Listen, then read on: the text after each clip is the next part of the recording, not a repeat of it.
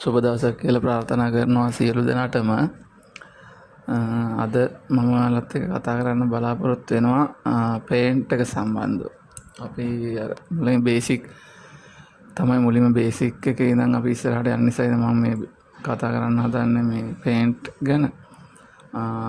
අලුතෙන් කම්පියුටර් පටන් ගන්න කෙනෙක්ට මම මීට පෙර වීඩියෝ එකේ අපි කතා කරා කීබෝඩ් එක සම්බන්ධව. එතකොට කීබෝඩ් එකේ බටන් ටික හුරු කරන්න තමයි කතා කරේ. ඊට පස්සේ අපි කීබෝඩ් එකේ ටයිප් කරලා අපි කීබෝඩ් එක අතර හුරු කර ගන්න ඕනේ. ඊට කලින් අපි මුලින්ම ඔයාලට කියන්නේ අපි දැන් මේකේ කම්පියුටරේ වැඩ කරන්න ඕනේ මවුස් එකේ. මවුස් එක අරන් ගිහලා තමයි අපිට එක එක ක්ලික් කරන්න වැඩ කරන්න තියෙන්නේ. දැන් අපි ෆෝන් එකේ නම් අපේ ටච් සිස්ටම් තියෙන කම්පියුටර් දැන් ටච් ස්ක්‍රීන් එක තමයි එන්නේ. හැබැයි තාම අපි දැනට අපි මේ මවුස් එකෙන් තමයි පාවිච්චි කරන්නේ. මවුස් එක පාවිච්චි කරන නිසා අපිට මවුස් එක හුරු වෙනවා. අපි මවුස් එක අරන් ගිහලා මෙහෙම එක තැන ක්ලික් කරන්න වේවුලන්න වගේ බෑ. අපි මවුස් එක හුරු වෙනවා. එතකොට මවුස් එක හුරු වෙන්න අපි පාවිච්චි කරන software එකක් තමයි Paint කියන්නේ. මේක අපි මේ Paint කියන software එක දීලා තියෙන්නේ මවුස් එක හුරු වෙන්න නෙමෙයි. ඒකෙන් වැඩ කිහිපයක් තියෙනවා අපිට මේ මොකක් හරි drawing එකක් අඳ ගන්න. ඊට අමතරව අපිට මේ ස්ක්‍රීන්ෂොට් එකක් ගහලා දාගන්න ෆොටෝ පොඩි එඩිටින් එකක් කරගන්න. ඒ වගේ දෙයක් තමයි මේ Paint එකෙන් කරන්නේ. දැනට මම Paint එක ඔයාලට කියලා දෙන්නේ මවුස් එක හුරු වෙන්න Paint එකෙන් චිත්‍රයක් අඳින්න කොහොමද කියලා. එතකොට Paint එක ඕපන් කරගෙන අපිට පුළුවන් Windows ගිහිල්ලා ටයිප් කරන්න පුළුවන් Paint කියලා. P යකුර ගහපු ගමන් එනවා නැත්තම් Paint කියලා සම්පූර්ණ ටයිප් කරන්න. මේක තමයි Paint app එක. Paint app එක ඕපන් කරාම මේ වගේ මේක අපිට full screen දාගත්තට පස්සේ මේකේ මේ ආකාරයෙන් අපි චිත්‍ර පිටුවක් ගත්තා වගේ තමයි අපිට මේකෙන් ඕන විදිහට එක එක දේවල් ලියන්න අඳින්න ඒ වගේ දේවල් තමයි තියෙන්නේ. ඉතින් අපි මේක මවුස් එක ක්ලික් කරලා මවුස් එක හුරු වෙන්න තමයි මම ඔයාලට Paint එක දැනට පාවිච්චි කරන්න කියන්නේ. ඊට අමතරව නිර්මාණ කරගන්න ඒ වගේ දේවල් කරගන්නත් පුළුවන්.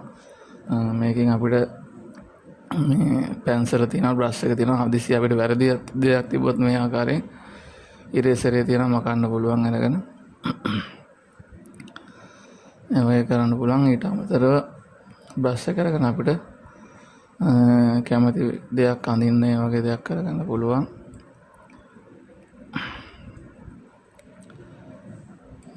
ඊට පස්සේ දැන් අපි මේකට අපි මොකක් හරි රූපයක් ඇඳලා අපිට පුළුවන් එකට පාටක් දාගන්න ඒ වගේ දෙයක් කරගන්න පුළුවන්. දැන් මම මේ රවුමක් ඇඳලා මම මේකෙන් අපිට පුළුවන් මට මේ තින්ද බගට්ට කරගෙන කැමති පාටක් සිලෙක්ට් කරලා මේ ඇඳපු රවුමට ගිහිල්ලා මේ ආකාරයෙන් පාට දාගන්න පුළුවන්.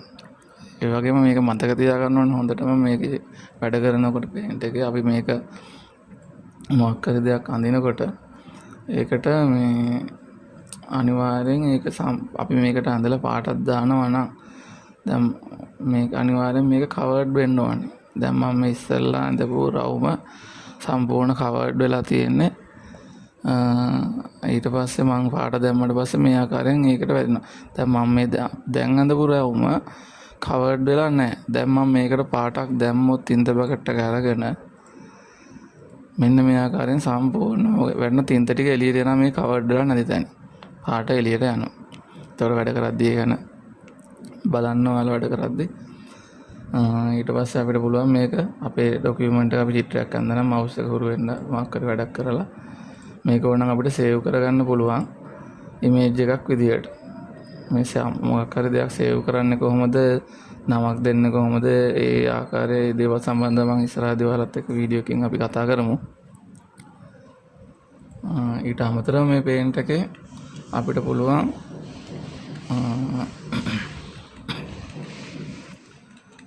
ස්ක්‍රීන්ෂොට් එක ගහගන්න මොකක් හරි දෙයක් සම්බන්ධව අපි ස්ක්‍රීන්ෂොට් එක ගහගත්තොත් අපි ෆොටෝ එකක් ගහගන්න ඕන නම් මේ යන දෙයක් ගැන දැන් මම මෙතන